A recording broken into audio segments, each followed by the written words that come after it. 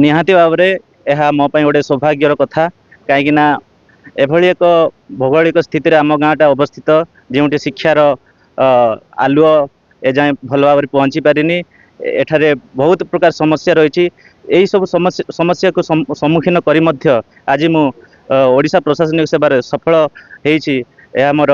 श्रेय बड़ भाई मोर बापा एवं मोर परिवार समस्त सदस्य को एवं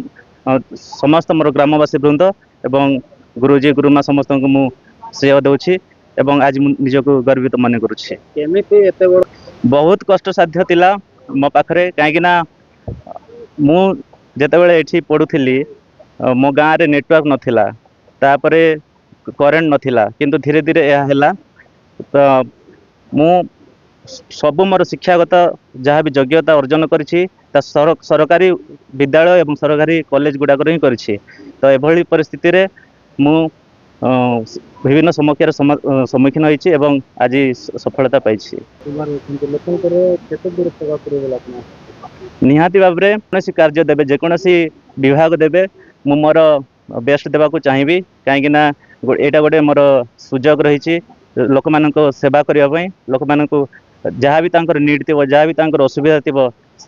मु ठीक भाव में सुचारू रूप तुलना करी एवं सुविधा सुजोग जोगे पारि मु आशा करुँची। बहुत खुशी अच्छी कहीं मो गाँव समस्त देखिपे आपण मैंने समस्त खुशी अच्छा एवं मोर परिवार लोक मैंने खुशी अच्छा ताठू खुशी आउ कि ना मुझे बहुत खुशी अच्छी। दिन में जो छात्र छात्री मैंने कि वर्तमान छात्र छात्री जो मैंने पढ़ुंट से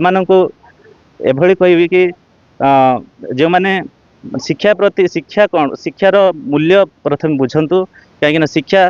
जेमिति गोटे बणरू गोटे मल्ली बास्ना जो फुटे सेमिति गोटे आमर गोटे जंगल एरिया जमती गोटे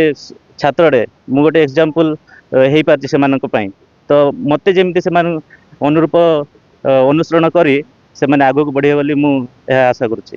पिला दिन मोर गोटे स्वप्न थिला जे दिन गोटे बड़ ऑफिसर भी जमती आमर समिति सभ्य आज्ञा कहते जे जाइए अन्य आमर जनप्रतिनिधि मान भेटी तो सही स्वप्न को मु आज साकार कर पारिछि। तो से आज